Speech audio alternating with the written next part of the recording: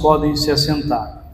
Lucas capítulo 6, verso 27, vai dizer assim: Eu, porém, digo a vós que me ouvis, amai os vossos inimigos, fazei o bem aos que vos odeiam, bendizei os que vos maldizem, orai pelos que vos caluniam. Ao que ferir numa face, oferece-lhe também a outra. Ao que tirar a tua capa, deixe que leve também a tua túnica. Dá a qualquer que te pedir, e o que pegar o que é teu, não peças de volta. Como vós quereis que os homens vos façam, da mesma maneira fazeres também vós a eles. Se amardes os que vos amam, que recompensa tereis? Até os pecadores amos os que amam eles. Se fizerdes o bem aos que vos fazem o bem, que recompensa tereis? Até os pecadores fazem o mesmo. Se emprestardes àqueles de quem esperais receber, que recompensa tereis? Até os pecadores emprestam aos pecadores para tornarem a receber outro tanto. Ao contrário, amai vossos inimigos, fazei o bem, emprestai, sem nada esperardes. Então será grande a vossa recompensa, e sereis filhos do Altíssimo, porque Ele é benigno até para com os ingratos e maus. Vamos falar do encontro com Jesus. Você pode começar pensando, mas espera aí, pastor, o encontro com Jesus é o leproso que se encontrou com Jesus, Jairo se encontrou com Jesus, a mulher de fluxo de sangue se encontrou com Jesus, Pedro se encontrou com Jesus. E talvez você fale, quando alguém fala esse tema, encontro com Jesus, eu imagino alguém se encontrando com Jesus e sendo curado. Eu imagino alguém se encontrando com Jesus e sendo liberto. Mas se encontrar com Jesus é se encontrar com o verdadeiro amor. Quem se encontra com Jesus, encontra-se com uma nova forma de viver o amor. Encontra-se com a nova dinâmica do amor. Então nós vamos trabalhar aqui em encontros com Jesus, as dinâmicas do amor. Então nós temos muitas dinâmicas de amor no mundo hoje. Por exemplo, Jesus falou que as pessoas que são pecadoras, que não amam a Deus, que não confessam Ele como Senhor e Salvador, elas também amam. Qual que é a dinâmica do amor de que quem não se relaciona com Deus? Eu amo quem me ama. Essa é a dinâmica do amor. Qual é a dinâmica de quem faz o bem? Eu faço o bem para quem me faz o bem. Eu oro para quem eu amo. Mas a dinâmica do amor em Jesus, quem se encontra com Jesus, encontra com outra dinâmica do amor, que é a maior inversão de valores que o reino apresenta. Para vocês entenderem a profundidade desse ensino, a maior condenação da filosofia contra o cristianismo está vinculada na questão do amor, do perdão e da misericórdia. Vocês têm um filósofo chamado de Nietzsche. Nietzsche é o filósofo que cunhou o termo Deus está morto. Na filosofia nietzschiana, ele tem dois termos interessantes para designar a questão da fé em Jesus. Ele trabalha com a questão, uma visão de servo e uma visão de senhor. Para ele, a visão de servo é a visão que o cristianismo pega a partir de Jesus. Para ele, a visão de servo é alguém que ama, alguém que é humilde, alguém que perdoa, que na concepção dele, essa pessoa é alguém que está pronto para ser dominado, que aceita a opressão, que aceita as injustiças. Na visão dele, a visão de Senhor é o ideal romano, que é o conquistador, que tem orgulho próprio, que não abaixa a cabeça, que não leva desaforo para casa, que vive falando, vocês vão saber quem eu sou, eu vou me levantar, vou me impor. Então ele faz essa diferença. E Nietzsche chega numa conclusão que o cristianismo, ele domesticou o ser humano. Ele tirou do ser humano a garra de lutar, de enfrentar, de guerrear. e fez do ser humano um ser passivo. Então Nietzsche ele vai desconsiderar a moral cristã, os valores cristãos, principalmente por essas questões que nós vamos falar essa manhã. Essa inversão que Jesus traz. Por quê? Naturalmente a gente ama quem? Quem ama. Olha, se você andar na linha comigo, você tem tudo. Mas se você pisar, quando eu amo.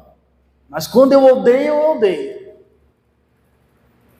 Quando eu amo. Eu sou muito bonzinho, mas se pisar no meu calo, todos esses ditados populares e expressões não encontram base em Jesus de Nazaré. E vocês já viram que a leitura aqui de Jesus é pesada. Ele fala, eu porém digo a vocês, algumas versões mais, vai colocar o mais, eu digo a vocês que me ouviram, amai vossos inimigos. Amai os vossos inimigos, fazei o bem. E ele vai trazer uma série de coisas que não nos é comum, que é diferente daquilo que nós vivemos como sociedade. Mas não deveria ser diferente para quem professa a fé em Jesus Cristo. Aqui está a maior diferença do cristianismo com outras religiões. Aqui está o ponto principal que distingue a nossa fé, se encontrar com Jesus. No grego aqui nós temos várias palavras para amor, várias palavras. Uma palavra que fala de amor natural, afeição natural, uma que fala sobre o amor romântico entre um homem e uma mulher, uma que fala sobre a amizade, uma que fala sobre o amor entre irmãos. Mas a palavra que Jesus usa aqui, amai-vos vossos inimigos, é a mesma palavra que é usada para o amor de Deus, que é conhecido como amor ágape, que é o amor de Deus. É o amor que nós temos que ter até pelos que são indignos. O amor não atraído pelo mérito da pessoa amada, mas sim o que procede do fato de que o que ama, a pessoa que ama, escolhe ser uma pessoa amorosa. Então esse é o comentário de Mores sobre o comentário de Lucas. Ele fala então que esse amor que Jesus fala que nós temos que amar nossos inimigos não é um amor em decorrência de que o outro é amável, mas é o amor que a pessoa que escolheu amar, ela decidiu ser amorosa, mesmo que o outro não seja amoroso. Ela escolheu amar. O discípulo de Jesus não pode ser seletivo no seu amor. Nós não escolhemos a quem amar. Não escolhemos a quem amar. Deve amar a todas as pessoas, inclusive os inimigos. Então, se encontrar com Jesus é saber que em Jesus nós encontramos uma nova dinâmica do amor, uma nova dimensão do amor para os discípulos de Jesus. E agora quem se encontrou com Jesus e se tornou seu discípulo, entra em uma outra esfera de amor, que não é mais o amor que a gente vive em sociedade. O amor recíproco. Você faz por mim, eu faço por você. Você vai fazer uma festa de aniversário, você olha lá e pergunta, quem nós vamos convidar? Bom, primeira regra, convido quem me convidou para a festa. Renata fez a festa, não me convidou. Não vem na minha festa, está arriscado. A Daiane fez a festa e me convidou. Bom, então a Daiane vem porque eu tenho que devolver, tem que ser recíproco. Imagina eu não convidar a Daiane. Ela me convidou, mas a Paloma não me convidou. Convidou todo mundo, não convidou eu, então não vai. E essa é a forma que a vida caminha na esfera onde Deus não está, na esfera onde Deus não habita. E aqui no verso 27 e 28, Jesus vai apresentar sua nova dinâmica. Amar quem? Quem eu devo amar? Os inimigos. Lá o verso 27. A quem eu devo amar, Jesus? Quem me ama? Não, teus inimigos. Para quem eu devo fazer o bem, Jesus? para quem faz o bem? Não, para quem te odeia. Tem que fazer o bem para quem te odeia. Jesus, de quem eu devo falar bem? Ora, quem fala mal de você. E para quem eu devo orar? Para quem está caluniando você. Simples a resposta de Jesus. Quem, Jesus, eu devo amar? Teus inimigos. Para quem eu devo fazer o bem? Olha, para quem tem longe de você. Quem eu devo abençoar? Quem está amaldiçoando ou falando mal de você. Esse amor em Jesus é complicado. É complicadíssimo, porque a lógica humana, eu amo quem me ama. Eu falo bem de quem fala bem de mim. Por exemplo, alguém chega para você e fala, o pastor Juscelio falou mal de você. O que você faz? Quem é o pastor Juscelio para falar mal de mim? Ele é isso, é isso. Qual é a reação que Jesus fala? O pastor Juscelio fala mal de mim? Nossa, que pena, ele é um homem, tem várias qualidades. Nossa, ele é uma boa pessoa. Não entendo por que ele está fazendo isso. Percebeu a diferença? Jesus, é difícil isso. Mas essa é a lógica. Amar nossos inimigos, fazer o bem a quem nos odeia, abençoar quem nos amaldiçoa e orar por aqueles que nos maltratam. A lógica acima é que o cristão deve destacar-se em relação ao mundo. A lógica é essa, o cristão tem que se destacar em relação ao mundo. E antes de você saber se você está obedecendo a Cristo ou não, antes de você saber se está obedecendo a Cristo ou não, você deve perguntar se está fazendo alguma coisa a mais do que as pessoas que estão no mundo e que não professam a fé em Cristo, em circunstâncias semelhantes. Então, antes de se preocupar, será que eu estou obedecendo a Cristo? Você tem que saber se a forma que você age no mundo é diferente das pessoas que não professam a fé em Cristo em mesma circunstância. Por exemplo, falei para vocês, pastor Juscelio está falando mal de você. As pessoas que não têm Cristo, elas vão contra-atacar. Elas vão falar muito mais coisas mal ao meu respeito, porque maldizem aqueles que maldizem elas. Agora, um cristão, ele vai agir diferente. Vai falar, não entendo, não acredito, vou conversar com ele. Vai bem dizer. Então, o cristão precisa ter atitude diferente das pessoas que não professam a fé em Cristo em circunstâncias semelhantes. Então, Jesus espera que quem professa a fé nele tenha atitudes diferentes em circunstâncias semelhantes. Aí o negócio começa a ficar pesado. Porque como é que eu e vocês temos agido em circunstâncias semelhantes que as pessoas que não têm fé em Cristo agem? Então, amar a quem? Os inimigos. Fazer o bem para quem? Para quem te odeia. Abençoar quem? Quem fala mal de você. Orar por quem? Por quem te calunia. Então, o cristão tem que se destacar. O verso 27 vai estar vinculado ao verso 32. Se você quiser anotar que o 27 está vinculado ao 32, por exemplo, o 27 diz assim: eu, porém, digo a vocês que me ouvis, amai vossos inimigos. No verso 32 está assim: se amardes os que vos amam, que recompensa tereis? Até os pecadores amam os que os amam. Então, a lógica de Jesus é o seguinte: por que é que você tem que amar os inimigos? É simples. Porque até pessoas que não amam a Deus, que não respeitam a Deus, amam a pessoa que ama ela. E no verso 32 ele pergunta: ora, se vocês amam o que amam vocês, que recompensa tereis? Até as pessoas que não confessam Jesus como Senhor e Salvador, amam as pessoas que amam eles. Então, qual a diferença de vocês, dessas pessoas? É amor aos inimigos. Então, quando você tem duas pessoas conversando, uma professa a fé em Cristo, a outra não professa a fé em Cristo, e a pessoa que não professa a fé em Cristo pergunta: qual que é a diferença tua para nós? Eu começaria falando uma diferença fundamental. Vocês amam quem ama vocês. Nós amamos quem não nos ama. Essa é a nossa diferença. No verso 33, que vai ser um paralelo com o verso 28, você pega o verso 28 e diz assim: bendizei aos que vos maldizem.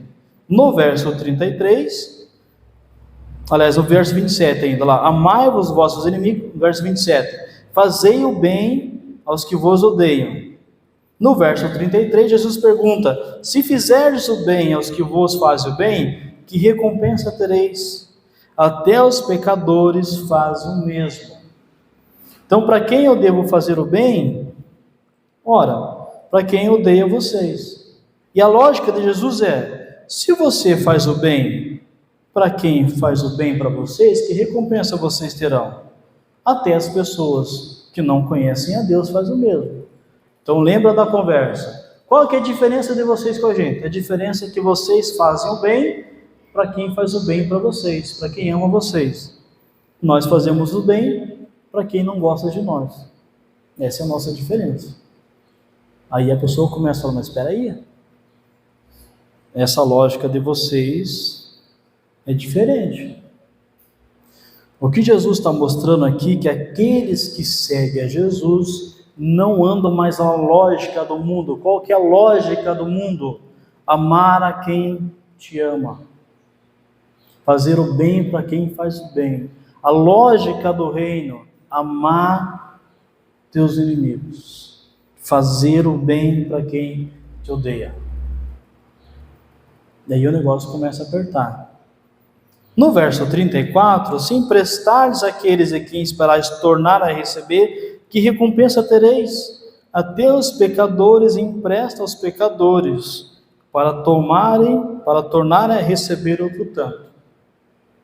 Então Jesus começa a mostrar que a dinâmica do amor na vida do discípulo deve depender do próprio encontro com Jesus.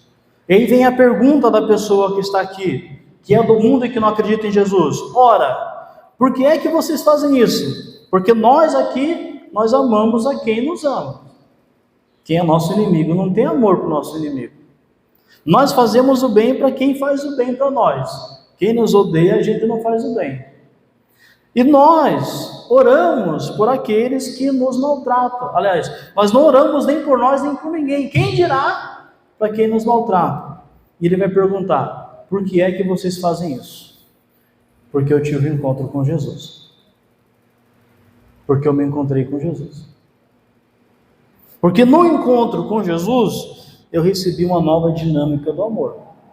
No encontro com Jesus, recebi uma nova visão de vida. A diferença nossa aqui, que você ama quem te ama, é que você não se encontrou com Jesus. E quem se encontra com Jesus, começa a amar quem não merece ser amado. Então até os pecadores amam aqueles que amam. Bandidos perigosos, violentos, eles amam quem ama eles. Se você está do meu lado, você está seguro. Eu sou mal para os fora, para você aqui, você está tranquilo comigo. Então até bandidos da mais alta perigosidade amam. Políticos amam quem ama eles. Amam, não acredite. Os políticos amam quem ama eles. Eles não roubam a própria família, porque tem uma ética, né? Mas se eu não amo você, tu te derruba. Não teve encontro com Jesus. Então o que Jesus está falando é o seguinte: quem segue Jesus precisa identificar na sua vida se as suas ações são diferentes daqueles que não seguem a Jesus. Qual que é a lógica que Jesus usa? Então a dinâmica do amor na vida do discípulo de Jesus depende da sua consciência de quem Deus é. No verso 35, Jesus justifica: por que é que eu tenho que amar meus inimigos, fazer o bem para quem me odeia e orar por quem me maltrata? 35. Ao contrário, amai os vossos inimigos, fazei o bem emprestais sem nada esperardes, então será grande a vossa recompensa, e sereis filho do Altíssimo, porque ele é benigno até para com os ingratos e maus. Então Jesus está falando, quem se encontra comigo, começa a se relacionar como Deus se relaciona com as pessoas. Como é que Deus trata as pessoas ingratas e maus? Com bondade, fazendo bem. Deus não fica olhando lá de cima, você é bonzinho, então tem chuva para você, e você que é malzinho não tem chuva para você. Não faz isso. O ar é para todo mundo, está aí. E às vezes até você questiona Deus, por que o Senhor dá ar para a pessoa mal? Essa pessoa não merecia respirar. Por que é que Deus dá ar para quem não merece respirar? Porque Ele é bom. Deus não trata as pessoas da forma que as pessoas é. Ele trata as pessoas da forma que Ele é. Ele é amor. Então Ele não faz acepção de pessoa. É a nossa fé cristã, é a fé cristã do século XXI que cria um Deus que faz acepção de pessoas. Mas Deus não faz acepção de pessoas. A bondade dele é para todos. Então Jesus fala, quem é filho de Deus, age como Deus. Ama quem não ama. Então se relaciona com esse Deus e com as pessoas a partir da sua relação com Deus. Então o amor que Jesus fala que devemos ter aqui é um amor de pessoas que não merecem ser amadas. E o amor aqui ele se torna em fazer o bem. Então fazer o bem é o amor materializado em obras. Orar é o amor materializado em oração. E aqui nós temos um problema como cristão. A gente já ora pouco. Quem dirá orar por quem nos maltrata? Quem dirá orar? Nós temos pelo menos 2 exemplos profundos na Bíblia, no Novo Testamento. No Antigo Testamento nós temos Moisés que faz isso. Você tem Estevão. Semana passada eu falei da bem-aventurança dos perseguidos. Vocês viram que Estevão orou pelos seus inimigos. Falou, Pai, não lhes cobre esse pecado. Jesus na cruz orou, Pai, não lhes imputa esse pecado. Olha, Estevão e Jesus estão orando por pessoas que odeiam eles. É impensável um cristão fazer uma oração, Deus pesa a mão, Deus quebra as pernas, Deus mata o sujeito, é impensável. Porque no Novo Testamento, a nossa dinâmica está no amor. Por isso, não podemos esquecer de que espírito somos. Lucas vai contar uma história interessante. Lucas capítulo 9, versos 52 a 56. E essa história nós já vamos indo para o nosso encerramento. Lucas capítulo 9, a partir do verso 52. Ele vai contar essa história aqui. Aqui Jesus está indo, em direção a Jerusalém. Então ele quer ir para Jerusalém, e nesse caminho ele tem que passar pela cidade dos samaritanos. Então por isso no verso 52 diz assim, mandou mensageiros à sua frente, os quais entraram numa aldeia de samaritanos, para que lhe preparassem pousada. Mas não o receberam, porque viram que ele ia para Jerusalém. Então os samaritanos, vocês lembram, tinham preconceito contra Jerusalém. Ou de Jerusalém tinha preconceito contra o samaritano. Quando eles viram que Jesus ia para Jerusalém, eles falaram, nós não hospedamos pessoas que vão para Jerusalém. Os samaritanos amam quem? Quem ama eles. Os samaritanos hospedam, faz o bem para quem faz o bem a eles. Como os judeus não fazem o bem para eles, então eles não querem receber Jesus. Então verso 53, mas não o receberam porque viram que ele ia para Jerusalém. Os discípulos, Tiago e João, vendo isso, perguntaram, olha a pergunta que eles fazem para Jesus, Senhor, queres que mandemos que desça fogo do céu e os destrua, assim como fez Elias? Mas Jesus voltou-se e repreendeu-os e disse, vós não sabeis de que espírito sois, pois o Filho do Homem não veio para destruir as almas dos homens, mas para salvá-las. e foram para outra aldeia. Que espírito Tiago e João têm? Nós amamos quem nos ama. Quem não nos ama, a gente ora. Olha a fé desses meninos. Ele fala: Jesus, você quer que a gente ore e caia fogo do céu e mata todo mundo? Olha a oração, olha a fé deles. Jesus, nós vamos orar. Você quer que dá permissão para a gente orar aí? Para Deus fazer cair fogo do céu como caiu fogo do céu com Elias. Jesus fala: de maneira nenhuma. Vocês não sabem de que espírito vocês pertencem? Vocês não são do espírito da vingança, da retaliação, do ódio. Vocês não ficam maldizendo quem fala mal de vocês. Vocês não escolhem, vocês não torcem pelo mal das pessoas que fizeram mal para vocês. Vocês não são desse tipo de espírito. O espírito que habita em vocês, o espírito que Deus promete a vocês é um espírito de amor, de restauração. Se eles não recebem a gente aqui, tem uma ação simples. O que Jesus faz? Ele vai para outra aldeia. Mas Tiago e João pensavam que Deus era desses que manda fogo do céu sobre os inimigos.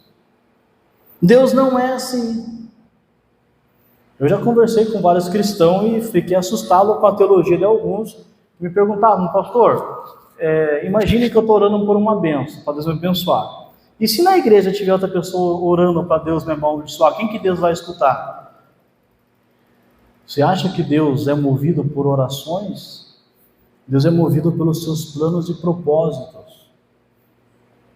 Deus é movido pelos seus objetivos, não por ação egoísta. Há crente que acredita que se orar para Deus matar alguns, Deus vai ouvir.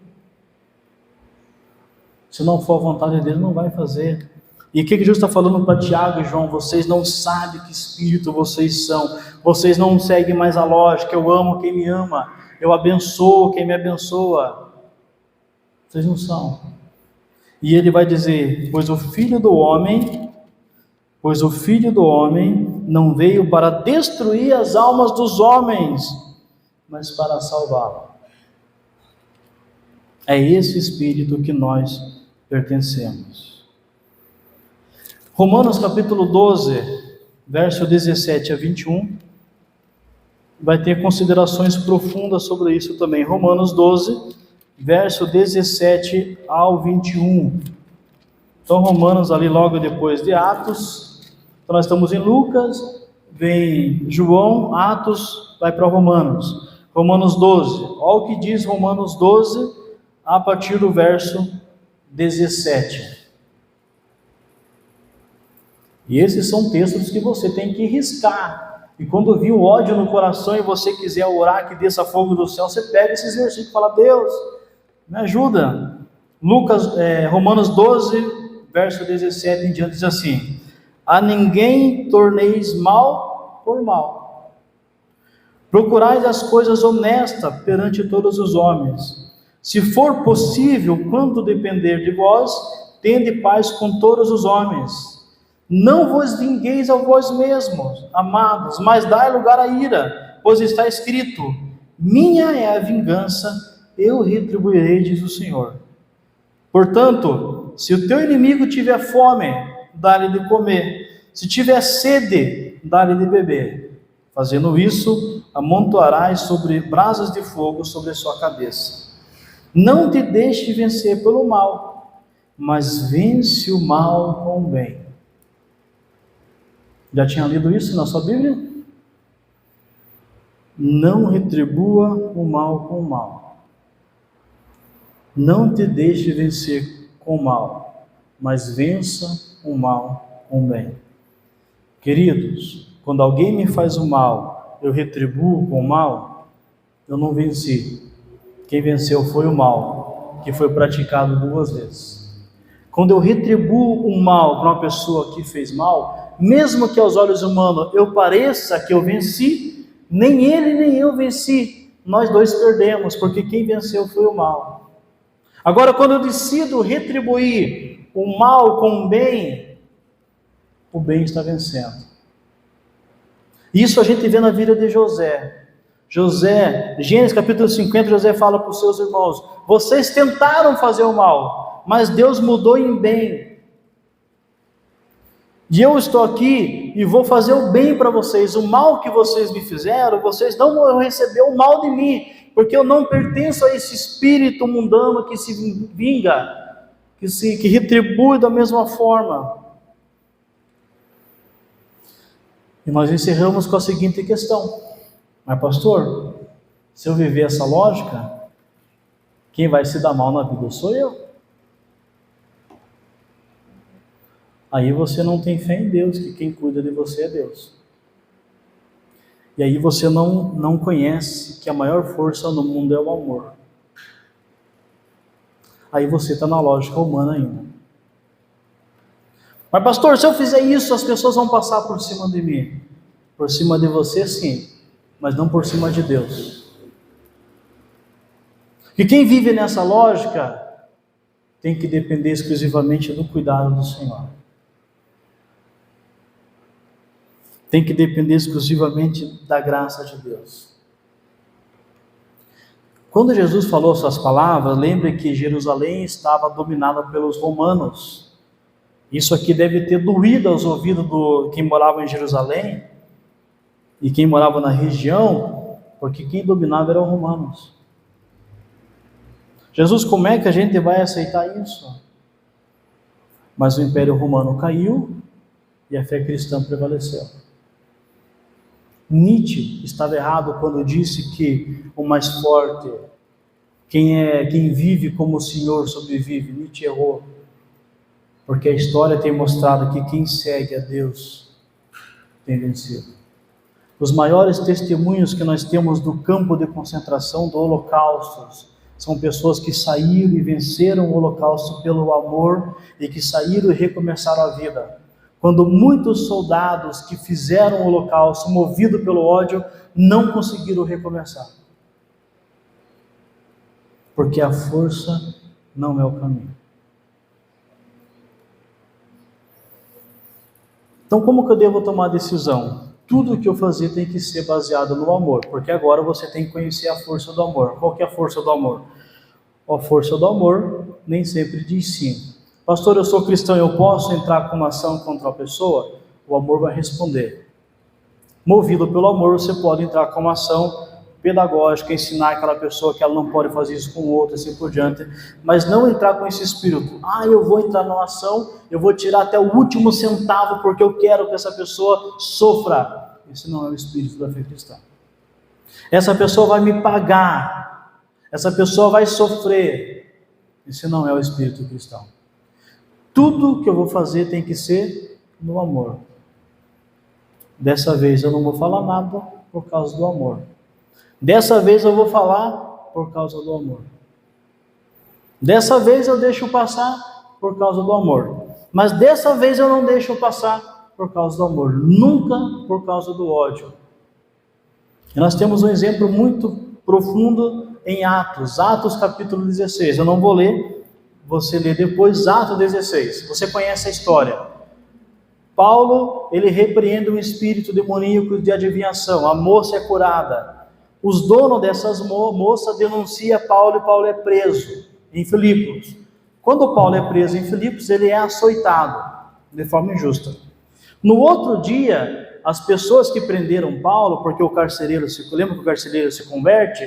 Eles estão lá meia-noite cantando, a prisão, ela tem um terremoto, as portas se abrem, o carcereiro chega e fala, vai se matar, o Paulo grita, não faça isso com você, porque todos nós estamos aqui. Daí ele pergunta, o que eu faço para ser salvo? Paulo fala, creia no Senhor Jesus Cristo e será salvo, e você e a sua família, se você acreditar. Depois desse evento, as pessoas que mandaram prender Paulo, descobriram que Paulo era romano.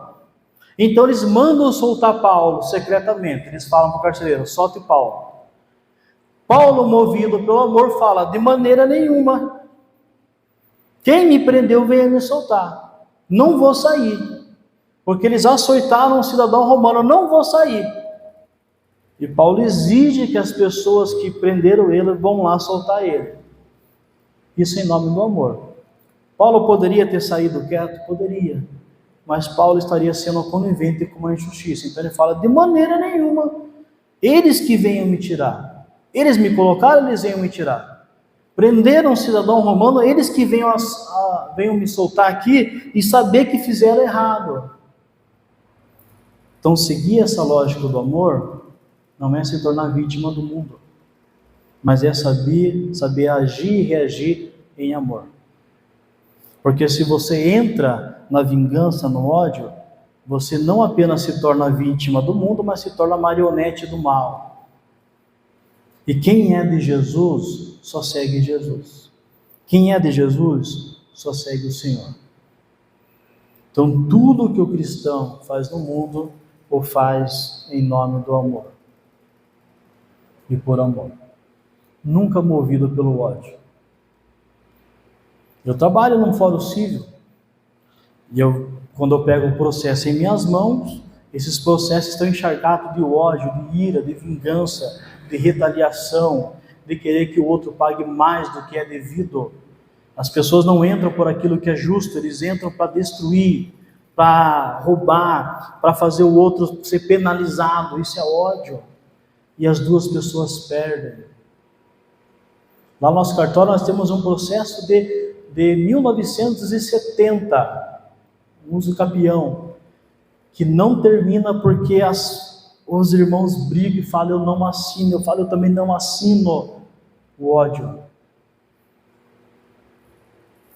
E os dois sofrem. Encontrar-se com Jesus é se encontrar com uma nova lógica do amor. Eu me encontrei com Jesus. Quem diz essa frase, eu me encontrei com Jesus, não segue mais a lógica do mundo.